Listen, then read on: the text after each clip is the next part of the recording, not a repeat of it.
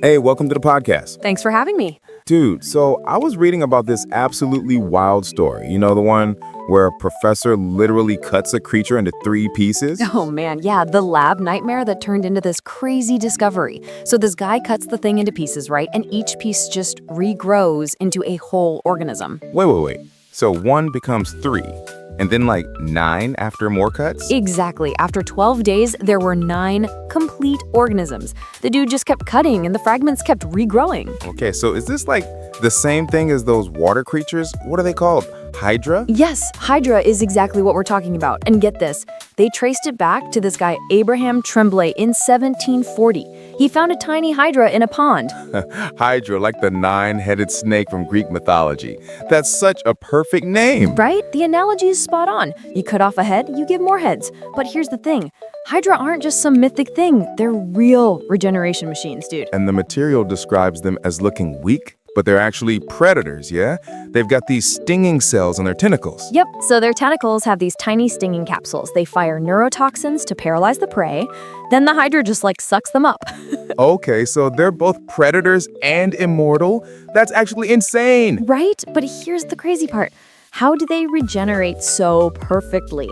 The answer is stem cells, man. Lots of them. What do you mean, lots? So humans, we have about 1 to 2% stem cells in our bodies.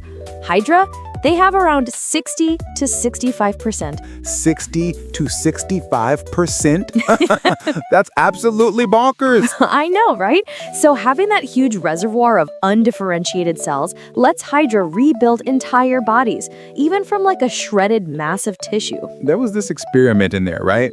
With fluorescent labeling, the skin cells glow purple and the inner cells glow green? Exactly. Scientists UV marked a Hydra. The outer cells turned purple, the interior cells green. Then they literally mashed it into pulp. They mashed it? And it just came back? Yes. So the mashed tissue reorganized itself. The purple cells moved outward, the green cells went inward, these little pockets formed, extra cells got expelled, and the stem cells differentiated to rebuild the missing parts. One head ended up winning, and a new Hydra emerged. That's like cellular democracy, man. A lot of contenders, one winner. Dude, yeah, it's wild how the stem cells just know what to do. So you're saying Hydra are basically unstoppable? Pretty much. The whole thing comes down to stem cells. That's the secret. Okay. So the material also talks about flatworms, right? Planarians? Oh man, yes. Planarian flatworms. So this guy, Thomas Morgan, he cut one into 279 pieces. 279. And each fragment regenerated into a full worm. 279? That's like surgical overkill. But also, that's incredible science. Right? And planarians have a ton of stem cells too. About 20% of their cells are stem cells, capable of regenerating any part of their body. The piece mentioned something about 2-headed worms, even a 3-eyed one. How does that even happen? So here's the thing. When they cut at specific spots, it disrupts the head-tail polarity signals. If the normal polarity guidance is lost in a segment, both ends of that piece can interpret themselves as heads. Boom, 2-headed worm. 2-headed and it still eats? Where does the waste even go? Man, so planarians don't have an anus. They excrete through the mouth. So a 2-headed worm, no problem. That's wild. In the 3-eyed case, they removed 1 eye and predicted a 3rd would grow to balance things out. Exactly. There's an attractor point during eye formation. When the head's patterning gets disrupted, the system self-corrects by making another eye to restore symmetry. So planarians have this self-organizing field that guides the stem cells. It's like they know where to go without being told. Right. The key thing is there's a polarization field, a morphogenetic field that tells cells where to make eyes, heads, tails. Morgan suspected this head-tail signal existed, and modern science confirms it. This is so cool. Cells don't need a brain to figure out what to do. They just self-organize. Exactly. The material emphasizes that without an external central controller, the local stem cells self-organize into functioning structures. It's wild. Okay, now the 3rd one, the immortal jellyfish. Tell me about that. So there's the story about this German diver, Christian Sommer. He found these jellyfish and later noticed his jar of them turned into tiny round eggs on the bottom. Turns out they'd reverted to a juvenile form. Reverted? Like going backwards? How does that even work? So it happens in stages. A mature jellyfish degenerates into this mass. The tissues collapse into this jelly-like blob. Cells migrate and reorganize into a cyst-like pouch.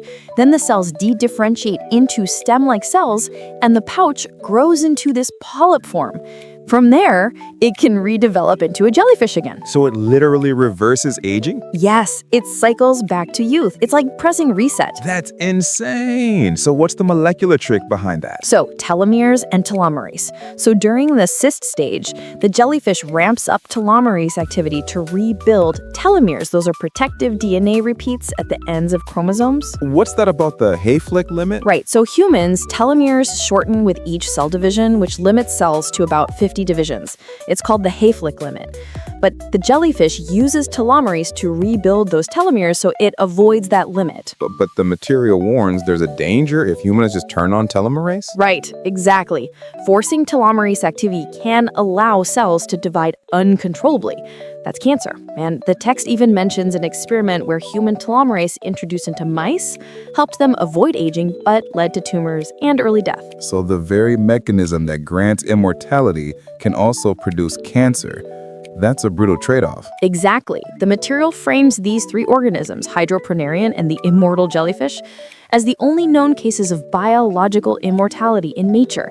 They're not immune to external death, but they don't show conventional aging because of active stem cell renewal and telomere maintenance. Softly, the piece also connects this to regenerative medicine, right? Understanding these mechanisms could help humans? Yeah, it suggests that if we understand these three factors, abundant stem cells, self-organizing regeneration, telomere repair, it can inform therapies to treat aging and organ failure. But the text ends on a philosophical note, doesn't it? It asks whether immortality is even worth it. It does. It asks whether an immortal life like a Hydra's is really worth it. I mean, Hydra's endless existence isn't like a human life full of purpose and projects. Actually, I like that. It's not just biology, but meaning, you know? So what are the actual takeaways here? So, 3 key takeaways. 1, Hydra, Planarian, and certain jellyfish show biological immortality through regeneration and cellular reprogramming. 2, the mechanisms are abundant stem cells, patterning cues, and telomerase. 3, translating that to humans is promising but risky. Telomerase activation can promote cancer, and whole body regulation is incredibly complex. And it leaves us with all these questions. Can we harness stem cell programs safely? Can we control patterning to regrow organs? Can we repair telomeres without triggering cancer? Really? So many doors open. Exactly. These organisms are invaluable models. They show nature's playbook for extreme regeneration, but applying that to humans will take careful, nuanced science. All right, let's leave the regeneration gods alone for now. But also, can we keep reading about two-headed worms next week? Thanks for walking me through this with me, man. Absolutely. And I'll bring some diagrams. See you next time.